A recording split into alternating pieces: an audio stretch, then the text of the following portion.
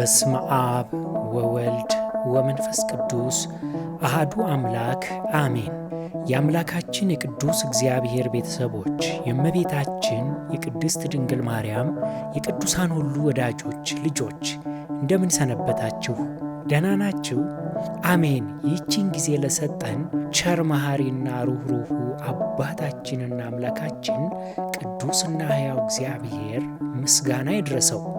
ባለፈው በክፍል 63 መንፈሳዊ ታሪካችን ኦሪት ዘኍልቍ ምዕራፍ 26 እና 27 ላይ እስራኤል ለሁለተኛ ጊዜ መቆጠራቸውን ቁጥራቸውም ከ600,000 በላይ መሆኑን ሙሴም ኢያሱን በማኅበሩ ሁሉ ፊት እጆቹን ጭኖ መሾሙን ከዚያም በኋላ ሙሴ በናባው ተራራ ላይ ወጥቶ የእስራኤልን ርስት እግዚአብሔር እንዳሳየውና ወደ አባቶቹ መከማቸቱን ተምረን ነበር። በዛሬው መርሃ ግብራችን ደግሞ ቀጣዩን ክፍል የምናቀርብላችሁ ይሆናል። አምላካችን ቅዱስና ሕያው እግዚአብሔር ያስተምረን።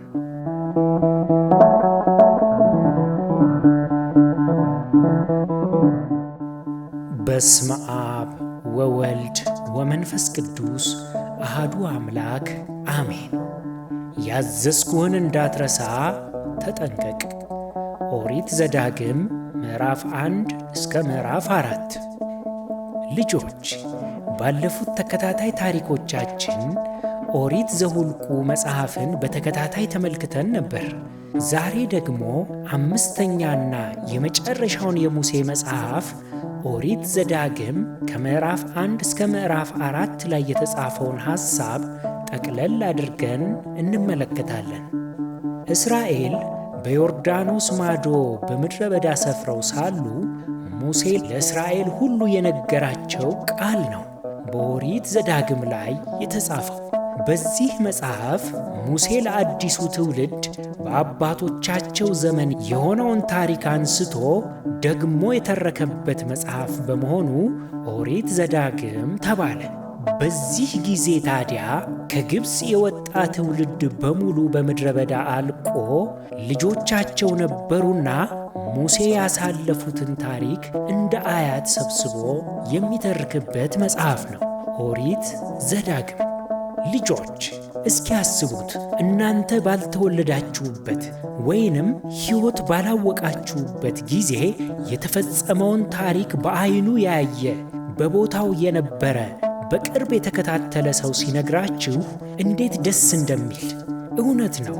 ነገር ግን በዚህ መጽሐፍ የሞትና የሕይወት ምርጫ የተቀመጠበት አባቶቻችሁ እንዲያድርገው በእግዚአብሔር ላይ አምፀው በምድረ በዳ ወድቀው ቀርተዋል፣ እናንተ ግን እንደ እነርሱ ዓመፀኛ እንዳትሆኑ ተጠንቀቁ የሚሉ ተደጋጋሚ ማስጠንቀቂያዎችም በብዛት በዚህ መጽሐፍ ውስጥ ይገኛሉ። ሙሴ ወደ ርስት ምድር ለመግባት በዝግጅት ላይ ሳሉ ምድሪቱን በወረሳቸው ጊዜ ልትጠብቁት የሚገባ ሕግና ትእዛዛት፣ ቃል ኪዳኖችም ሁሉ እነዚህ ናቸው በማለት በዝርዝር ይናገራል። በዚህም ክፍል ውስጥ እግዚአብሔርም ሙሴን ሕዝቡን ወደ እኔ ሰብስብ፣ በምድርም በሕይወት በሚኖሩበት ዘመን ሁሉ እኔን መፍራት ይማሩ ዘንድ ልጆቻቸውንም ያስተምሩ ዘንድ ቃሌን አሰማቸዋለሁ አለው። በዚህ ጊዜ እግዚአብሔር በኮሬብ ተራራ ላይ በታላቅ እሳትና ጢስ ነጎድጓድና አስፈሪ የመለከት ድምፅ ተገልጦ በዓይኖቻቸው ግርማውን አዩት። 10ቱንም ትእዛዛት በጽላት ላይ ጽፎ ሰጣቸው። ለሙሴም አስጠንቅቆ ለእስራኤል እንዲህ በላቸው አለው፣ በዓይኖችህ ያየኸውን እንዳትረሳ፣ በሕይወትም ዘመን ሁሉ ከልብህ እንዳይወድቅ ተጠንቀቅ፣ ነፍስህንም በትጋት ጠብቅ፣ ለልጆችህም ለልጅ ልጆችህም አስታውቀው አለው።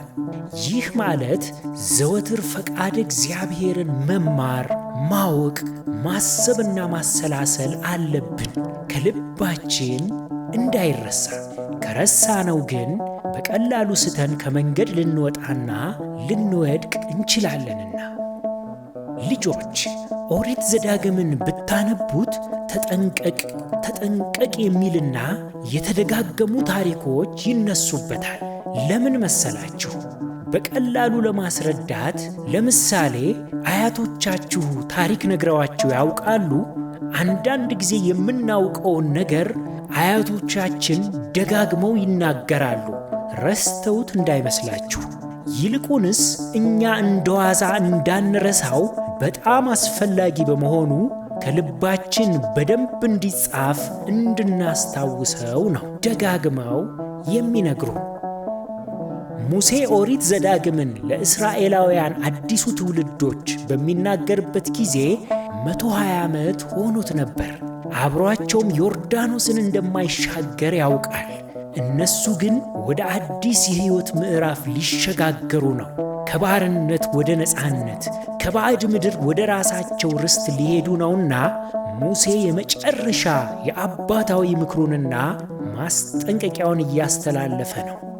ማስተዋል የሚገባን ነገር በሰው ልጆች ሕይወት ሁል ጊዜ የጠላት ፈተና የሚበረታው አንድም በደከምንበት ጊዜ ሲሆን፣ አንድም ደግሞ ከድልና ስኬት በኋላ ነው።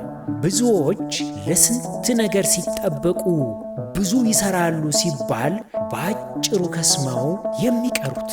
እስራኤል ደግሞ የራሳቸው መኖሪያ ቤት፣ እርሻ፣ ከብቶች፣ ሀብትን ሲያፈሩ በአዲሲቷ ምድር ላይ እግዚአብሔርን እንዳይረሱና ከምድሪቱ እንደጠፉት አሕዛብ እንዳይበድሉ ለማስጠንቀቅ ነው። ልጆች አስቀድሞ ባለፉት 4 የሙሴ መጻሕፍት ማለትም በኦሪት ዘፍጥረት፣ በኦሪት ዘጸአት፣ ዘሁልቁና ዘሌዋውያን ታሪኮቻችን እንደተመለከትነው የእግዚአብሔር ቸርነት፣ ጠብቆት፣ መጋቢነት፣ ትዕግሥት፣ ይቅር ባይነቱ፣ ኃይልና ብርታቱ፣ ታዳጊነቱ መቼም ዕጹብ ድንቅ ነው። እግዚአብሔር ለአባቶቻቸው የገባው ቃል ኪዳን ጊዜው ሲደርስ በግብፃውያን የሚደርስባቸውን ግፍና ጭቆና ተመልክቶ ሙሴን ልኮ አወጣቸው። በአስፈሪው ምድረ በዳ ከቀን ሐሩር ከልሎ በሌሊት ጨለማ በብርሃን እየመራ ከዓለቱ ውሃ እያፈለቀ መና እየመገበ ለ40 ዓመታት መራቸው።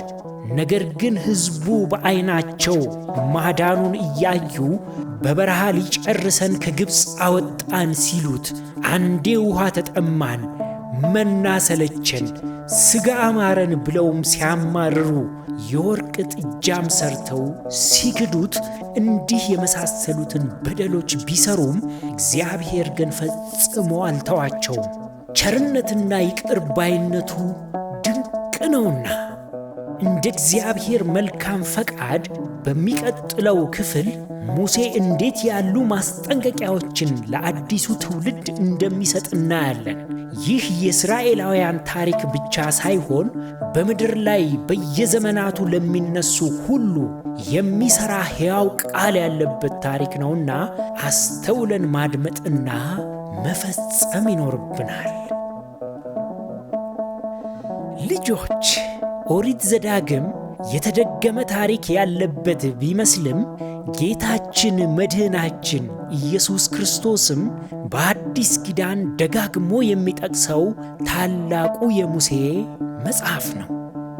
አሁን ደግሞ ከትምህርታችን ውስጥ ጥያቄዎችን እንጠይቃችሁ፣ በጥያቄዎቹም ላይ ተወያዩባቸው። ወላጆችም እባካችሁ ለልጆቹ ጥያቄዎቹን በማብራራት እርዷቸው። የመጀመሪያው ጥያቄ ኦሪት ዘዳግም ማለት ምን ማለት ነው? ሙሴ ለእስራኤል የአባቶቻቸውን ታሪክ ደግሞ ለምን ነገራቸው? እግዚአብሔርም የተናገራቸውን ሕግና ሥርዓት እንዳይረሱ ለምን አስጠነቀቀ? ቃሉን ወይንም ሕጉን ቢረሱ ምን ይገጥማቸዋል? የእግዚአብሔር ቸርነትና ይቅርባይነቱ በእስራኤል ታሪክ ላይ እንዴት ተገለጠ? ከዚህ ታሪክ ምን ተማራችሁ? ልጆች፣ ከዚህ ታሪክ የምንማረው ትምህርት እግዚአብሔርም ሆነ ሙሴ ደጋግመው የተናገሩት ሕዝቡ የተሰጣቸውን ትእዛዝ ሥርዓት እንዳይረሱና እንዳይጠፉ ለማስጠንቀቅ ነው። ዛሬም ቢሆን እግዚአብሔር አበክሮ ደጋግሞ በተለያየ መንገድ ይናገራል፣ ያስጠነቅቃል፣ ይመክራል። በሚያሳዝን ሁኔታ የሚሰማው ግን በጣም ጥቂቱ ነው። አለመስማት ውጤቱ እንደ እስራኤል በምድረ በዳ ወድቆ መቅረት ነው። እኛ ግን ቃሉን መስማትና መታዘዝ በእጅጉ እንዳለብን ከዚህ ታሪክ ተምረናል ማለት ነው። የዛሬው መርሃ ግብራችን ይህንን ይመስል ነበር። ያስተማረን የመከረን የአባቶቻችን የቅዱሳን አምላክ የእኛም አምላክ ቅዱስና ብሩክ እግዚአብሔር ምስጋና ይድረሰው። የእግዚአብሔር ቸርነት፣ የእመቤታችን የቅድስት ድንግል ማርያም ማላጅነት፣ የጻድቃን የቅዱሳን ሁሉ ተራዳይነታቸው አይለየን። ወስብሐት ለእግዚአብሔር።